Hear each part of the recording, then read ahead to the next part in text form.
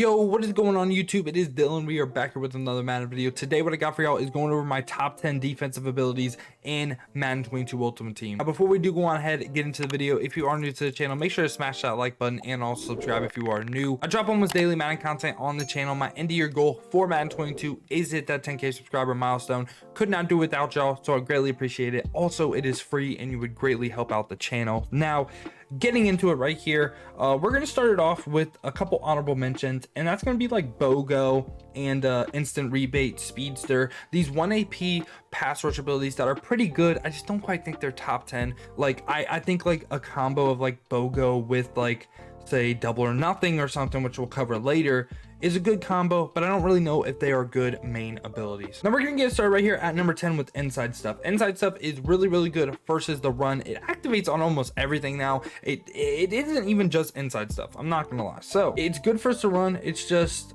if there's potential you will play someone that never runs the ball. It's so easy to play offense this year that you don't need to run the ball, right? Secondly, there's ways to shoot the gap on almost every single run, so it's not even a needed ability. It's good to have, don't get me wrong, but it's not needed. So that's why it's at number 10 and not higher. At number 9 we got under pressure. This ability is really good in about like 2 schemes I can think of off the top of my head. It's the 4-3-6-1 even, where they are in the 4 down lineman set and they have 2 outside linebackers blitzing, and it's almost like an unstoppable blitz. It's either you have a touchdown on the play or you get sacked. It's a very annoying play or a defense to deal with. This ability right here just increases the dice rolls pretty much. Will your quarterback get it under pressure? Will he go ahead get it under pressure and accurate for a pick? You don't know. This ability is very annoying and it just increases the dice rolls to try to get a stop on the defense. I don't really have like a set range, and I think this ability is a little bit inconsistent as well, because I've seen people with under pressure run straight at the quarterback, be in their face, and the quarterback just says, yeah, you're actually not here, I'm not going to get an under pressure penalty. So a little bit inconsistent, but it's a good ability. It's a fluky ability, I will say that. Other schemes I think could be in good in is like 3-3-5 Sam, where you can blitz and have a free rusher. That's pretty much where you would want this ability to be, right? Like you have a free rusher, you're trying to get pressure on the quarterback, that's where you should have this ability. At number 8 right here, I have one step ahead. I know on current gen this ability is like really busted. On next gen it still has its use, but this ability might gain popularity with the recent AP update that increased Gunslinger and Escape, because I think more people are going to start running Gunslinger and Escape still, even though the increased AP. So man coverage might be the wave, I'm not gonna lie to you. So this ability might actually shoot up in the ranking, and it does get negated by Raltech and Sato, but man with zones on the field and like a spy to contain these escape artist quarterbacks could be the move. At number 7 right here, I have El Toro. El Toro, it's really good on power rushers. You get it for the cheap. Like someone like off the top of my head, I know Emmanuel Agba, he only has bull rush straight on yes, so that would be very good to have on him. It's just I don't feel like it's as dominant as it used to be. Like it's okay, I just don't know if I'm gonna go ahead and commit to this. Like I could honestly have one step ahead above this as well. I think it's a lot better on current gen, but again on next gen it's not really as good as it was last year. Still pretty good though for a pass rush ability. This is the ability that has the most potential to shoot up. Deep route KO at number 6. This ability right here is kind of wild. Like the knockouts it gets is insane. Like I really think if you run man coverage, I'd rather have like deep route KOs than say like one step ahead, honestly.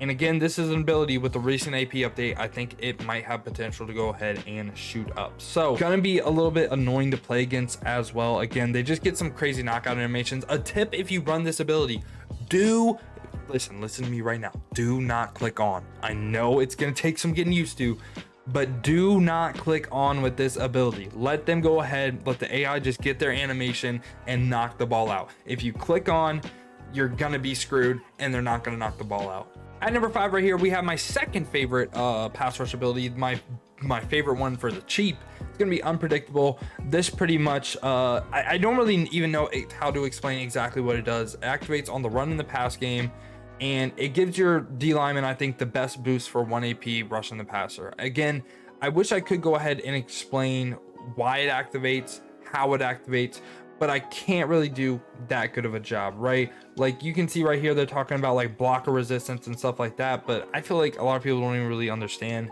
how to get blocker resistance, how much it works. Like I'm not that much in the know on blocker resistance and stuff like that. All I know is this ability activates a lot and it boosts your pressure. Now, right after that, at number 4, we have my favorite pass rush ability, double or nothing. Now, double or nothing has potential to win you games. Straight up, when this thing is doubling, oh my god, insane. Best ability in the game. Like, defense is playable, but sometimes you get the nothing. Like sometimes, like it really is. This ability is true to its name. I will say that.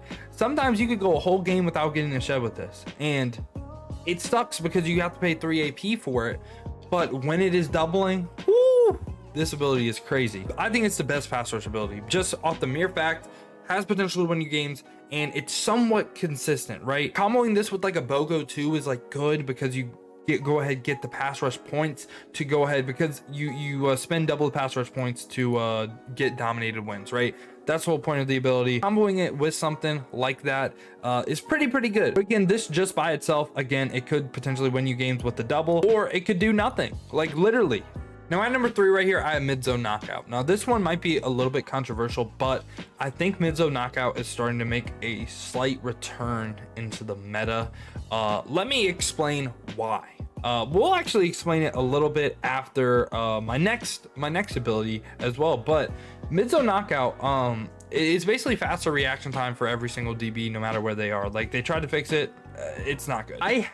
Let me just tell you a story about this mid-zone knockout. An inside third played the wheel route and Y option wheel and knocked the ball out. Yeah, that's when I said, okay, the new abilities, I'm running mid-zone knockout with I believe 7 zone DBs now.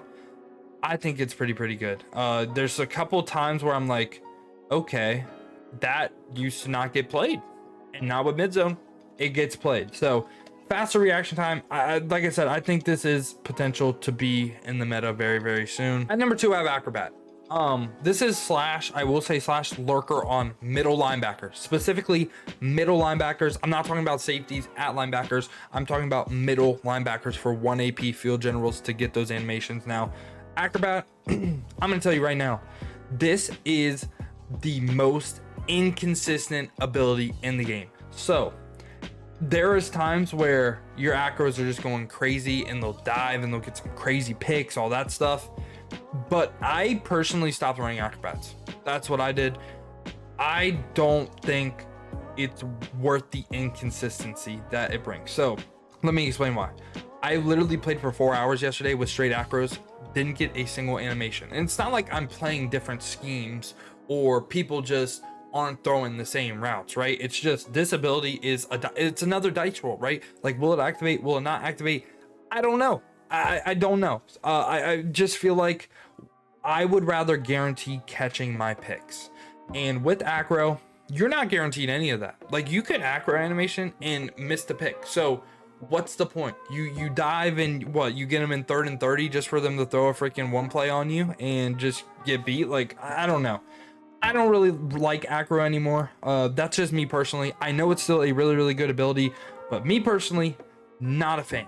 And the number 1, and what I think is the best way to run corners in this game, is going to be pick artist and mid zone. That's what I'm running.